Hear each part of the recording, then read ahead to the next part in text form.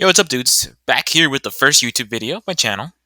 So I'm going to be using this channel to just geek over random things I like, from anime, video games, to movies, to whatever I feel like it. So you can expect a whole bunch of random videos or whatever that I just want to post or talk about, whatever. So with this first video, I'm going to talk about My Hero Academia. Okay, so unless you live under a rock, I'm pretty sure you guys have heard about My Hero Academia, or My Hero Academy, depending on how you watch it. I'm not going to judge. My Hero started back in 2014, and it has grown into the huge giant that it is today, in the 6 years since its release. My Hero is probably the biggest anime right now, like of ongoing series, and it has done partnerships from things with the Avengers and other forms of media. Some even credit My Hero for making anime more mainstream.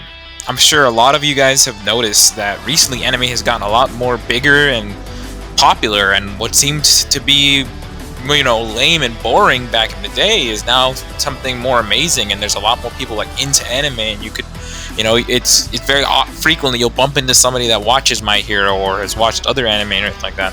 So now the question comes, is My Hero Academia overrated? Well, I personally like My Hero. It reminds me a lot of Naruto, which Naruto was the first anime I ever watched when I was a kid. So right off the bat, I will have I already have respect for it. I have a special place in my heart for it.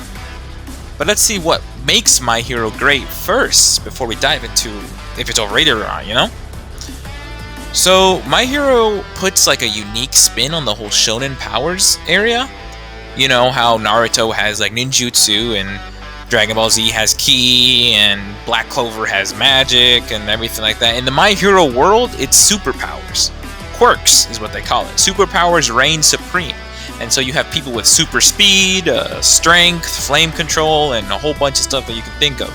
I feel like these powers are simple, and they work, and they are very easy to understand. Like Naruto, there's the whole, chakra and everything like that, typing and everything like that, and then Dragon Ball Z, you got ki control and everything.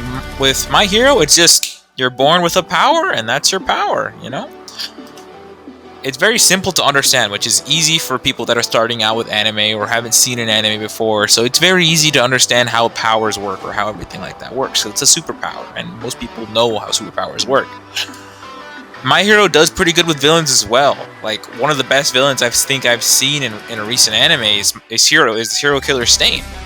He makes the main character and other characters in the show, as well as the viewer, question what it means to be a hero. And the meaning of a hero is very important in a show about superheroes. Then there's All For One, which is seemingly like the creator of the whole quirk world and everything that we know so far, with his whole limitless quirk control and everything like that. At least to me, it always seems like he's like the chess master of the whole like villain thing and everything like that, and he like controlling things that we may or may not know what is going on and everything like that. So it's something that's really cool. One thing though that I want to think that is very overlooked about My Hero is that it simply follows the shonen stereotype a little too well. They have a tournament arc, some sort of advancement exam, a character with father issues, a character that seems evil but really isn't, the redeemed asshole. It has all the shonen stereotypes, and it kind of strengthens the stereotype a little bit. I wouldn't be surprised if later down the line there's a scene in My Hero where a classmate of Deku's is killed right in front of him and uses it to get stronger and take down a villain he could not take down before. I just think that's a matter of time until that happens.